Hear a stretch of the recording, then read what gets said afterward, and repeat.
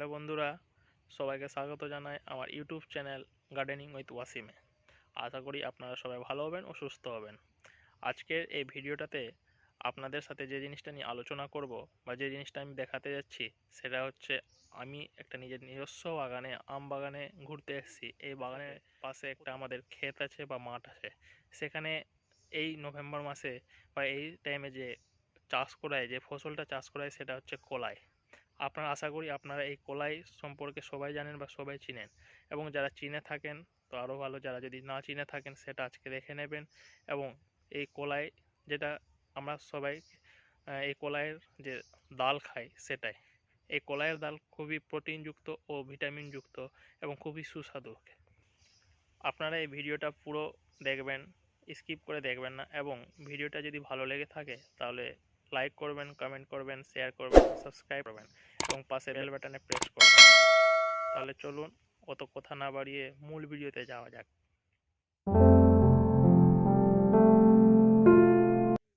আপনাদেরকে যে আমি বলেছিলাম আমার বাগানের পাশে যে খালি মাঠ আছে সেখানে কলাই চাষ করা হয়েছে।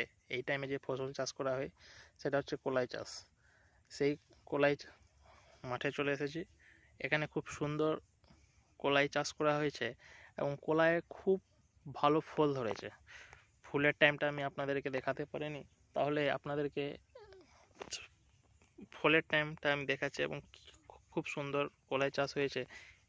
কলাই চাষের মধ্যে খুব সুন্দর ফলও ধরেছে। এগুলো হচ্ছে ফল। আপনার এগুলো হচ্ছে ফল। খুব সুন্দর ফল ধরেছে। দেখুন এক একটা গাছে কতটা ফল আছে। এই গাছে অনেকগুলো ফল রয়েছে।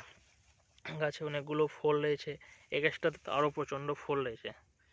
এগুলো হচ্ছে কলাই, যেটা আমার কলাই এর ডাল হিসাবে পরিচিত, বা এই ডালটা খেতে প্রচণ্ড সুস্বাদু এবং খুবই প্রোটিনযুক্ত, ভিটামিনযুক্ত। এখানে অনেক দূর পর্যন্ত কলাই চাষ করা হয়েছে, কলাই চাষ করা আছে। সামনে দেখতেই পাচ্ছেন অনেক দূর পর্যন্ত কলাই চাষ করা হয়েছে। তার আরও পাশে আরও একটা মাঠ আছে, এখানে খালি মাঠ আছে এবং পাশে আরেক কলাই চাষ করা। আমি নিয়ে যাচ্ছি, আপনাদেরকে দেখাচ্ছি সামনে। যে আপনারা সামনে দেখতে পাচ্ছেন এখানে কলাই চাষ করা আছে। আমি নিয়ে যাচ্ছি, আপনাদেরকে ভালো করে দেখাচ্ছি। এখানে কলাই মাঠটা আছে, এটা বাঁশের রেলিং দিয়ে ঘিরা আছে। বাঁশের রেলিং দিয়ে এই কারণেই ঘিরা আছে যাতে এখানে গরুর খুবই অত্যাচার যায়, কলাইগুলোকে খেয়ে নষ্ট করে দেয়। এখানে রেলিংটা বাঁধা আছে। আমি রেলিংটা দড়ি দিয়ে বাঁধা আছে, সেটা খুলে আমি ভিতরে প্রবেশ করছি এবং প্রবেশ করার পরে আপনাদেরকে আরও সুন্দর করে কলাই ক্ষেতটা দেখাচ্ছি যে কলাই এখানে কত সুন্দর করে চাষ করা হয়েছে এবং তার মধ্যে কত ভালো ফল ধরেছে।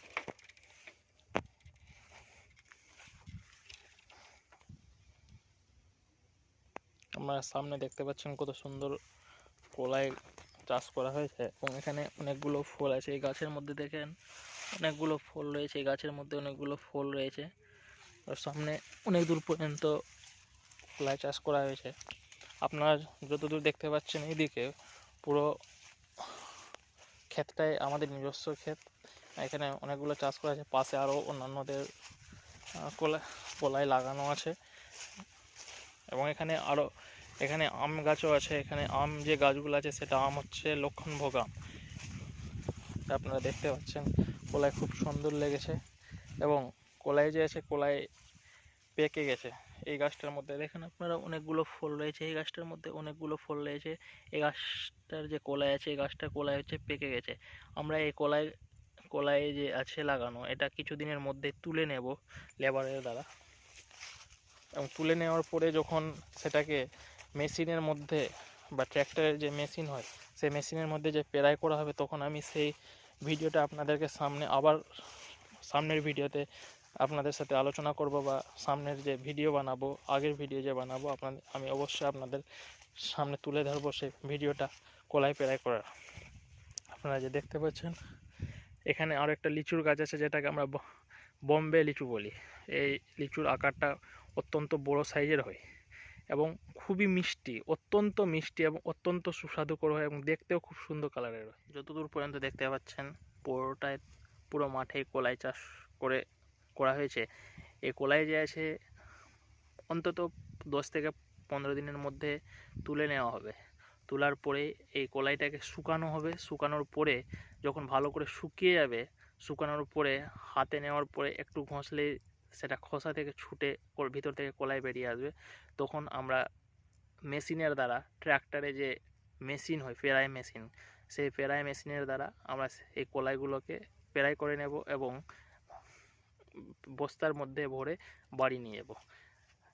যখন পেরাই করা হবে তখন আমি নিজের অন্য ভিডিওতে আপনাদের সাথে অবশ্যই শেয়ার করব ভিডিওটা দেখিয়ে, এবং কিভাবে পেরাই করা হয়, কিভাবে তোলা হয় কলাই, কিভাবে পেরাই করা হয়, কিভাবে শুকানো হয়, সব রকমের ভিডিও আপনাদের সাথে অবশ্যই শেয়ার করব। আরেকটা জিনিস আমি অত্যন্ত প্রয়োজনীয় বা গুরুত্বপূর্ণ জিনিস আমি আপনাদেরকে বলতে ভুলে গেছিলাম। এই কলাই চাষ যখন করা হয়, যখন ফুল হয় বা ফুল আসার আগে বা ফুল আসার পরে আপনাদেরকে একটা স্প্রে করে নিতে হয়, স্প্রে করতে হয়। কারণ এই কলাই চাষের মধ্যে অনেক ফাঙ্গাসের আক্রমণ হয়। এই ফাঙ্গাসের আক্রমণের কারণে কলাই যে আছে, কলাই গাছ নষ্ট হয়ে যায়।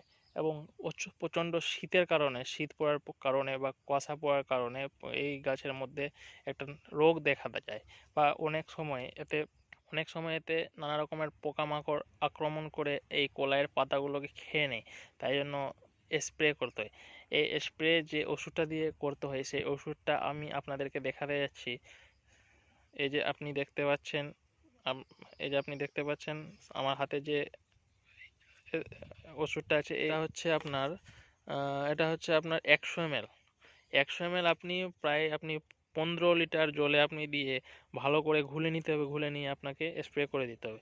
স্প্রে করে দিলে, এই ওষুধটা দিয়ে আপনাকে স্প্রে করে দিলে আপনার ফাঙ্গাসের আক্রমণ থেকে আপনার রক্ষা পেয়ে যাবে।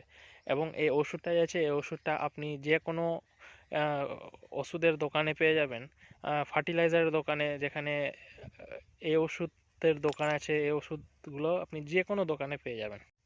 যদি এই ভিডিওটা ভালো লেগে থাকে তাহলে আপনারা অবশ্যই লাইক করুন, শেয়ার করুন এবং সাবস্ক্রাইব করতে ভুলবেন না, এবং সাবস্ক্রাইব করে আমার সঙ্গে থাকুন। ধন্যবাদ।